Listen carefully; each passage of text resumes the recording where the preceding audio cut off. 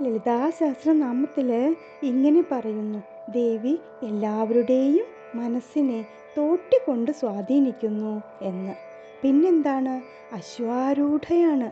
1000-ഓളം കുതിരപ്പടയുടെ മുകളിലാണ് ദേവി ഇരിക്കുന്നത്. ഈ കുതിരകൾ എന്താണ്? നമ്മുടെ ഇന്ദ്രിയങ്ങളാണ്. ഈ ഇന്ദ്രിയങ്ങളെ നിയന്ത്രിക്കുന്നത് നമ്മുടെ പ്രാണനും.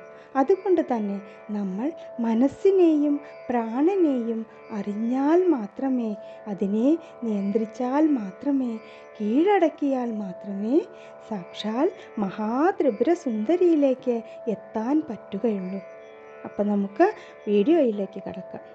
ഓം മഹാത്രിപുര സുന്ദരിയേ നമഃ. എല്ലാവർക്കും ഭക്തി സാന്ദ്രത്തിലേക്ക് സ്വാഗതം.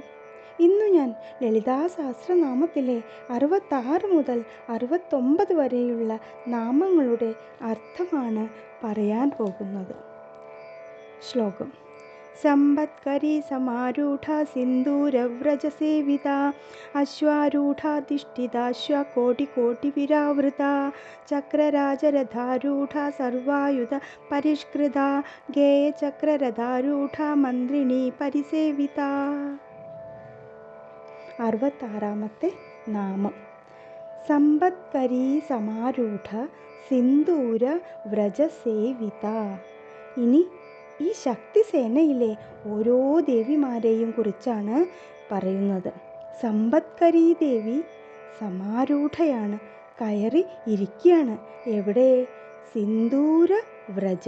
സിന്ദൂര ആന, ആനപ്പടയുടെ മുകളിൽ സമ്പത്കരി ദേവി കയറി ഇരിക്കുന്നു. അങ്ങനെയുള്ള ആ ദേവി എല്ലാവരാലും സേവിക്കപ്പെടുന്നവൾ എന്നർത്ഥം. സമ്പത്കരി ദേവിയാണ് ആദ്യത്തെ ശക്തിസേനയിലെ ദേവി. ഇനി 67-ാമത്തെ നാമം: അശ്വാരൂഢ അധിഷ്ഠിത അശ്വകോടികോടിഭിഃ ആവൃത. ശക്തിസേനയിലെ അടുത്ത ദേവിയുടെ പേരാണ് അശ്വാരൂഢ. പേര് പോലെ തന്നെ കുതിരകളുടെ കൂട്ടത്തെയാണ് ഈ ദേവി നയിക്കുന്നത്. കോടി കോടി അശ്വങ്ങളാൽ ആവൃതയായിട്ടുള്ള ദേവി എന്നർത്ഥം. 68-ാമത്തെ നാമം: ചക്രരാജ രഥാരൂഢ സർവായുധ പരിഷ്കൃത. ചക്രരാജരഥത്തിലാണ് ദേവി ആരൂഢയായിരിക്കുന്നത്. ദേവിയുടെ രഥത്തിൻ്റെ പേരാണ് ചക്രരാജ രഥം. അതിൽ ആരൂഢയായിട്ടുള്ള എല്ലാവിധ ആയുധങ്ങളും സർവായുധങ്ങളോടും കൂടി പരിഷ്കൃത, പരിശോഭിക്കുന്നു.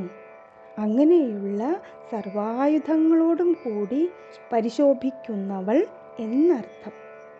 ദേവിയുടെ രഥങ്ങളിൽ സർവോത്കൃഷ്ടമായ രഥമാണ് ചക്രരാജ രഥം. ഇതിന് 10 യോജന ഔന്നത്യവും 4 യോജന വിസ്തൃതവും ഉണ്ട് എന്നാണ് പറയപ്പെടുന്നത്. ഇനി 69-ാമത്തെ നാമം: ഗേയചക്ര രഥാരൂഢ മന്ത്രിണി പരിസേവിത. ദേവിയുടെ മറ്റൊരു രഥത്തിൻ്റെ പേരാണ് ഗേയചക്രം. ഇതിൽ ആരൂഢയായിട്ടുള്ളത് ആരാണ്? മന്ത്രിണി എന്ന ദേവിയാണ്. ആ മന്ത്രിണി ദേവിയാൽ പരിസേവിത, പരിസേവിക്കപ്പെടുന്നവൾ എന്നർത്ഥം. അപ്പോൾ ഇവിടെ 66 മുതൽ 69 വരെയുള്ള നാമങ്ങളുടെ അർത്ഥത്തിൽ ഒരുപാട് രഹസ്യങ്ങളുണ്ട്. ആദ്യം പറഞ്ഞിട്ടുള്ളത് സമ്പത്കരി ആ പദമാണ് ഇവിടെ എടുക്കേണ്ടത്. മനസ്സിനെ തോട്ടിക്കൊണ്ട് നിയന്ത്രിക്കുന്നവളാരോ അവൾ സമ്പത്കരി ആണ്. നമ്മുടെ മനസ്സിനെ വേണ്ട വിധത്തിൽ നിയന്ത്രിക്കാൻ സാധിച്ചാൽ സമ്പത്കരി നമ്മുടെ ഉള്ളിൽ പ്രവർത്തിക്കും. അപ്പോൾ നമ്മിൽ ഭൗതികമായും ആത്മികമായും ഐശ്വര്യമുണ്ടാവും. ഇതിനു വേണ്ടി എന്താണ് ചെയ്യേണ്ടത്? നമ്മൾ മനസ്സറിഞ്ഞ് ലളിതാ സഹസ്രനാമം ജപിക്കുക. ദേവിയിൽ മനസ്സർപ്പിച്ച് സഹസ്രനാമം ജപിക്കുക. ബാക്കിയെല്ലാം ദേവി നോക്കിക്കൊള്ളും. സാക്ഷാൽ മഹാത്രിപുര സുന്ദരിയുടെ കരുണാകടാക്ഷം നമ്മളിൽ വന്നു ചേരും. എല്ലാവർക്കും നല്ലത് വരട്ടെ.